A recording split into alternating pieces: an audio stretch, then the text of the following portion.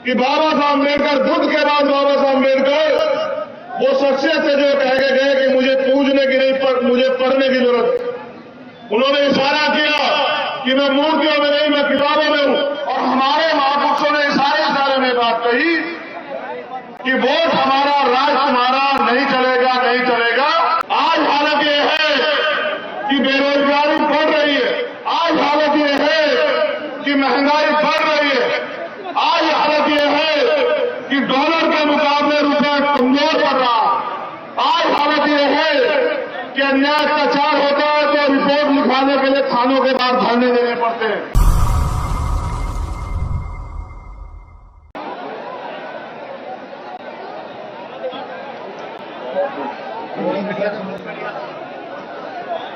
चलिए, धन्यवाद। सबसे पहले तो मैं बिलारी और मुरादाबाद की जनता का धन्यवाद करता हूं।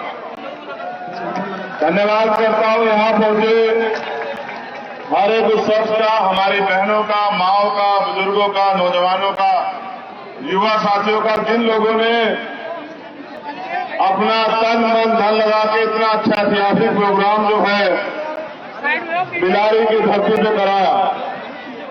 उनके साथ साथ यहां जो आयोजक कमेटी है, सिकंदर बोध जी, कपिल आजाद जी, विनीत कुमार जी, विजय कुमार पुष्कर जी, प्रभास सिंघम जी और राम निवास जी, और इनके साथ जितने भी भीम आर्मी आजाद समाज पार्टी के समर्पित कार्यकर्ता जिन्होंने मेहनत की है, मैं उनका भी धन्यवाद करता हूं। जब मैं घर से चला था तो मैं सोच रहा था कि मौसम इतना बिगड़ा हुआ है, ऐसा ना हो मुरादाबाद के लोग घर वापस चले जाएं। लेकिन जैसे जैसे मैं आगे बढ़ता गया, आपकी संख्या भी बढ़ती गई, और जब मैं यहां पहुंचा तो मैं ये कह सकता हूं कि कोई भी आंधी तूफान आपका रास्ता नहीं रोक सकती अगर आपने कोई चीज तय कर ली है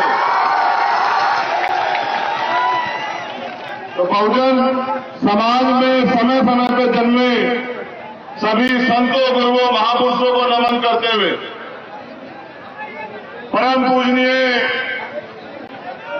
महामानव तथागत बुद्ध संत शिरोमणि सद्गुरु रविदास जी महाराज, भगवान वाल्मीकि महाराज, गुरु नानक देव, संत कबीर और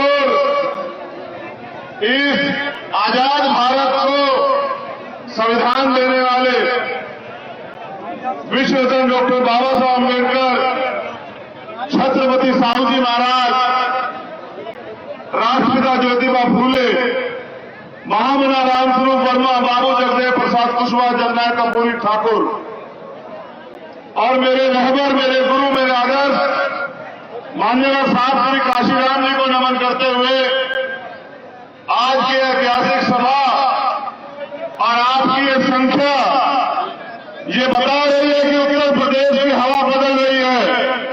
उत्तर प्रदेश का बहुजन समाज अब अंग्रेजी ले रहा है और वो गुलामी की बेड़ियों को काटने के लिए तैयार है। मैं लंबे समय से पूरे भारत के भ्रमण पे हूं और जहां भी अन्याय अत्याचार होता है वहां जा जाके मैं प्रयास करता हूं कि उस परिवार को न्याय मिल सके। लेकिन मैंने उत्तर प्रदेश के साथियों को जिम्मेदारी दी थी कि मार्च नवंबर तक आप अपने संगठन का निर्माण कर लो। अपना संगठन बूथ, ब्लॉक, विधानसभा, जिला, मंडल, संभाग और प्रदेश का मजबूत कर लो। जब आपका संगठन मजबूत हो जाएगा तब उसके बाद उत्तर प्रदेश की निकम्मी सरकार को सबक सिखाने के लिए हम लोग रोड पे उतरेंगे।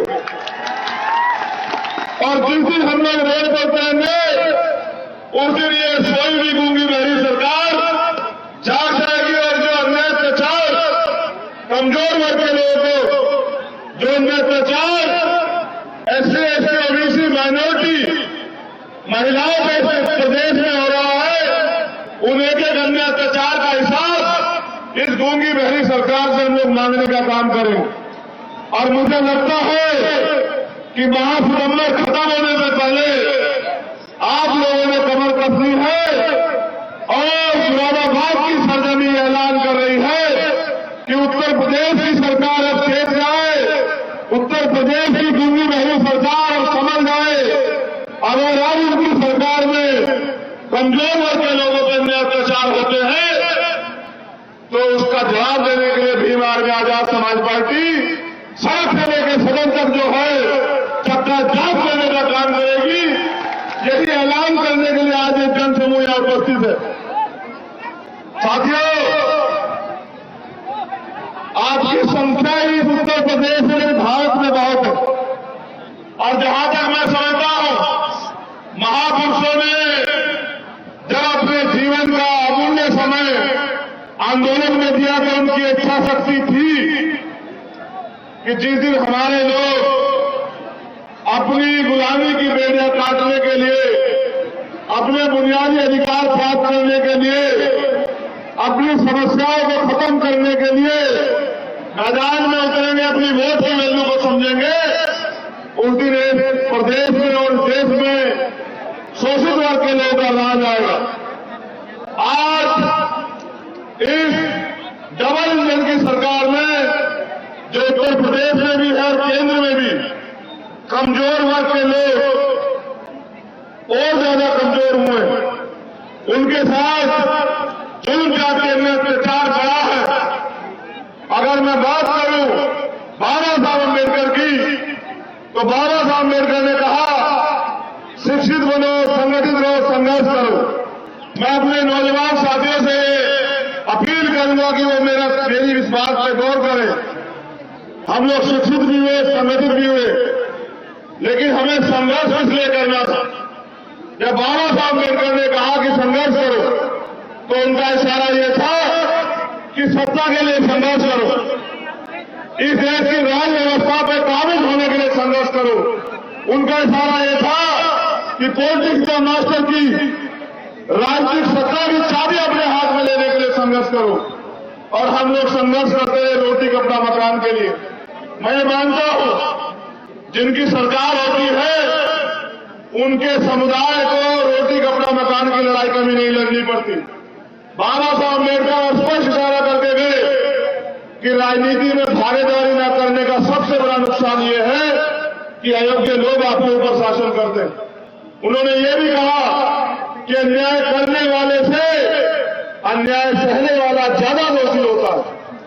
मैं ये मानता हूं कि हमने अपने महापुरुषों को पढ़ा तो है, लेकिन उनको उनके आदर्शों पर चलने का कार्य जो है लंबे समय से हम लोग रोके हुए। अब हम पिछले कुछ साल से अपने महापुरुषों को पूज रहे हैं। हम अपने महापुरुषों की स्टैचू लगाते हैं, उनके ऊपर माल्यार्पण करते हैं, उनके पैर छूते हैं और पैर छू के उनके आगे ये बात कहते हैं कि बाबा साहब हमारी जिंदगी में बदलाव कर देना, हमारी जिंदगी में अच्छे दिन ला देना।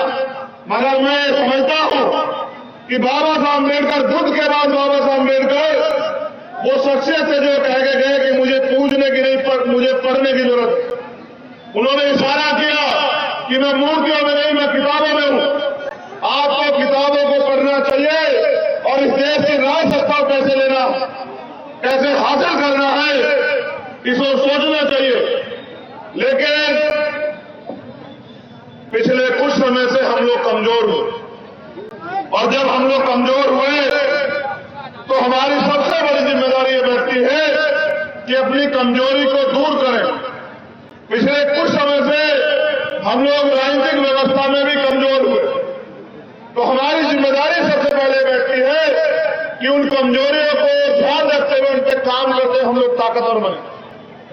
आज आप इतनी बड़ी संख्या में उपस्थित हैं, लेकिन उपस्थित होने से काम नहीं चलेगा। एक दिन अगर आप रैली या सभा करोगे तो आपके हाथ में सत्ता नहीं आई। जब आप 365 दिन सत्ता के लिए काम करोगे, मेहनत करोगे, तन मन धन से जुट जाओगे, तब जाके सत्ता आपके हाथ में आएगी। और जिस दिन सत्ता आपके हाथ में आएगी तब कोई आपके साथ अन्य अत्याचार नहीं करेगा, तब कोई जो है आपकी जमीन नहीं दबाएगा, तब कोई जो है आपके अधिकारों के साथ छेड़छाड़ी नहीं करेगा। मैं कुछ घटनाओं की तरफ आपका ध्यान आकर्षित करूंगा। अब जाके आपने मुझे सुनने का मन बनाया। मैं जब देख रहा हूं तो मेरे चारों तरफ, चाहे आगे हो या पीछे, दाएं हो या बाएं, दीवार पे हो या कुर्सियों पे या मकानों पे, चारों तरफ लोग बैठे हुए हैं। जितने जिम्मेदार लोग मंच पे हैं, उतने ही जिम्मेदार लोग सामने भी बैठे हैं। जो लोग मंच पे हैं वो बहुत जिम्मेदार है, लेकिन उनसे ज्यादा जिम्मेदार वो है जो पिछले 5-6 घंटे से अपनी कुर्सी नहीं छोड़ी, जिन्होंने अपनी कुर्सी को कब्जा के रखा। मैं इनको भी यही बता रहा हूं कि लड़ाई कुर्सी की है। जिसके पास कुर्सी होगी उसका हाथ ऐसे होगा, और जिसके पास कुर्सी नहीं होगी उसका हाथ ऐसे होगा। आप ये तय करें मानसिक गुलामी को छोड़ के कि आपका हाथ ऐसे होना चाहिए इस देश में या ऐसे होना चाहिए। अगर ऐसे होना चाहिए तो उसके लिए आपको काबिलियत पैदा करनी पड़ेगी, और जो नालायकी हमारे अंदर है उसको हमें खत्म करना पड़ेगा। वो नालायकी तब खत्म होगी जब हम 365 दिन अपने राज सत्ता कैसे हमारे हाथ में आए, इस पे हम लोग काम करेंगे। इतना अच्छा प्रोग्राम सजा है। आज बारिश भी आपकी परीक्षा ले रही है। लोगों के लिए भीड़ जुटाने के लिए पैसे बांटे जाते हैं, खाना बांटा जाता है, गाड़ियां तेल के साधन दिए जाते हैं। लेकिन आपका प्यार इतना है कि आप अपने साधन को और बैठने की जगह नहीं है। मैं खुद चल के आया, पूरे ग्राउंड में पानी भरा हूं, मैं कल से देख रहा हूं। काम दिया है उसको मैं जीवन के अंतिम क्षण तक भूलूंगा नहीं। आपने अपनी जिम्मेदारी अदा की, अब जिम्मेदारी हम लोगों की। कुछ नौजवान साथी जो ज्यादा उत्सुक हैं, उनकी उत्सुकता की वजह से जो माए बहनें यहां बैठी, जो बुजुर्ग यहां बैठे हैं, वो भी बेचारे ये सोच रहे हैं कि हम भी अपने भाई को देख लें। इसीलिए मैंने सिकंदर बोध जी से कहा कि भाई आप मुझे बुलवा दो, क्योंकि मुझे कैसे लोग बैठेंगे। अभी तो ये किसी और की नहीं मानते हैं, अभी तो ये सिर्फ मेरी मानते हैं। तो आप बैठ गए तो मुझे ऐसा लगा कि अब आपको मुझे वो बात बतानी है जिससे बैठने के बाद और जिसे सुनने के बाद आपको जिस काम को करना है, जिससे परिवर्तन होगा। जैसे आप यहां बैठे हैं, इसको अनुशासन कहते हैं, और जिसके लिए खड़े होने को मैं आपको कह रहा हूं उसको शासन कहते हैं, सत्ता कहते हैं। मैं आपको सिर्फ यही कह रहा हूं कि बहुमत, लोकतंत्र में बहुमत जिनके पास होता है उनका राज होता है, वोट जिनके पास होता है उनका राज होता है। और वो जिस देश के कमजोर तबके के पास, इस देश के बहुजन समाज के पास, और हमारे महापुरुषों ने सारे में बात कही कि वोट हमारा, राज तुम्हारा, नहीं चलेगा, नहीं चलेगा। और हमने इस बात को सुना भी, लेकिन हमने उतनी देर सुना जितनी देर महापुरुषों ने किया या महापुरुषों ने कहा। महापुरुषों के जाने के बाद हम उनकी बात को भूल जाते हैं। फिर हम नारे लगाते हैं कि आप संघर्ष करो, हम आपके साथ। और मैं ये कह रहा हूं, किसी एक के संघर्ष से हमारी जिंदगी नहीं बदलेगी।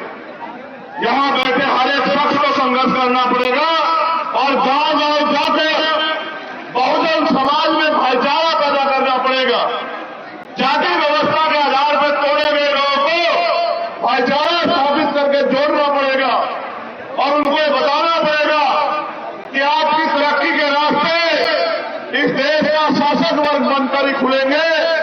इस देश में गुलाम बनने के बाद, गुलाम बने रहने के बाद आप इस देश में मोहताज बने रहेंगे, उससे आपकी तरक्की के रास्ते नहीं खुलेंगे। नौजवान साथियों, आज हालत यह है, निजीकरण करके सारे सरकारी नौकरियों को खत्म किया जा रहा है। आज हालत यह है कि बेरोजगारी बढ़ रही है। आज हालत यह है कि महंगाई बढ़ रही है। आज हालत यह है कि डॉलर के मुकाबले रुपया कमजोर पड़ रहा है। आज हालत यह है कि अन्याय अत्याचार होता है तो रिपोर्ट लिखवाने के लिए थानों के बाहर धरने देने पड़ते हैं। ये सब इसलिए है क्योंकि हम अपना काम जिम्मेदारी से नहीं कर रहे हैं। जब जिस दिन हम लोग अपना काम जिम्मेदारी से करेंगे उस दिन ना अन्याय प्रचार होगा और ना ही देश बर्बाद होगा। हम इस देश के मूल निवासी हैं, हम इस देश के रहने वाले हैं।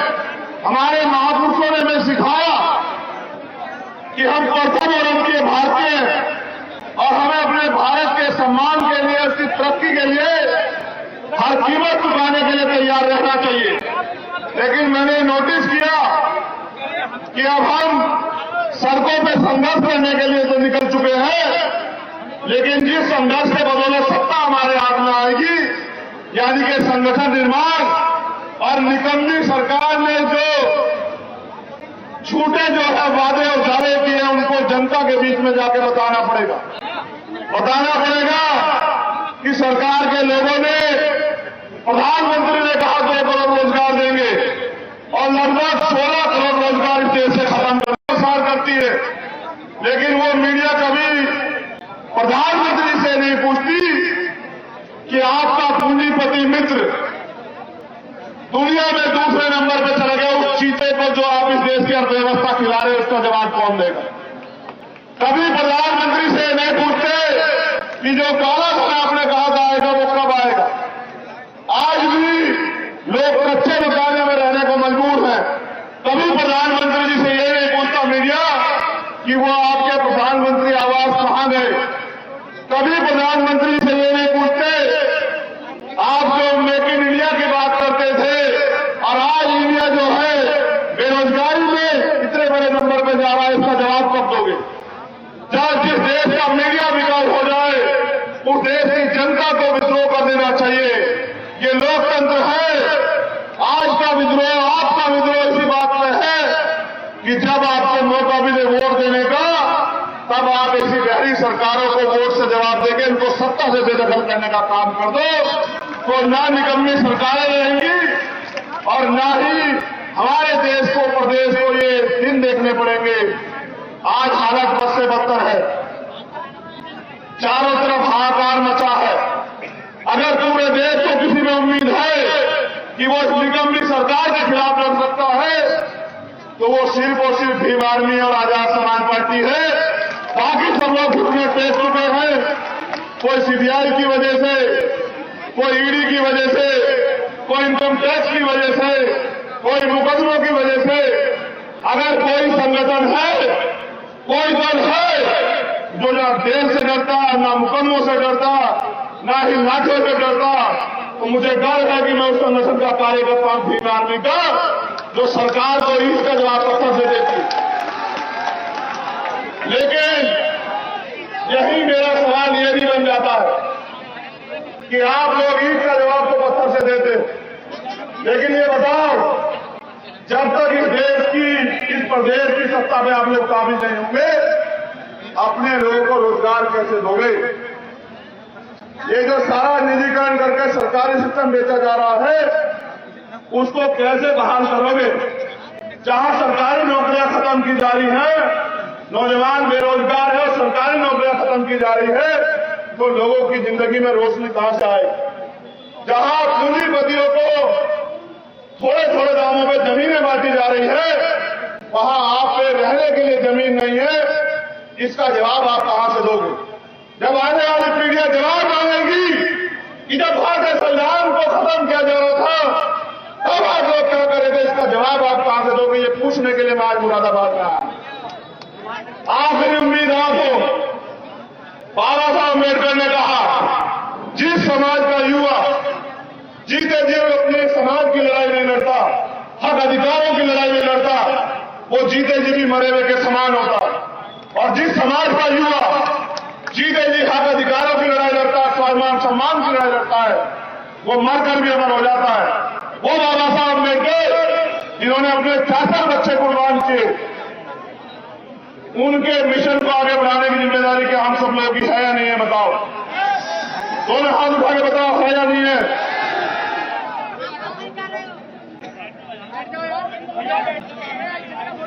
इस जोश को होश के साथ काम में लाओ। अगर जोश गलत दिशा में जाएगा तो परले आएगी, अगर सही दिशा में जाएगा तो सत्ता आएगी। और जब सत्ता आएगी तभी आपके हाथ में वो ताकत होगी कि आप अपने लोगों के लिए कानून बना के अधिकार दिलाने का काम कर सकते हो। मैंने ये कहा अभी मध्य प्रदेश की धरती पे कि जिस समय हमें अवसर मिलेगा, जितना निजीकरण किया गया है उन सारे विभागों को सबका सरकारीकरण करने का काम हम लोग करेंगे। और जितने पूंजी पितरी मित्रों को फ्री में जमीन अलॉट की गई है वो सारी जमीन हम लोग गरीबों में बांटने का काम करेंगे, पट्टे बना बना के।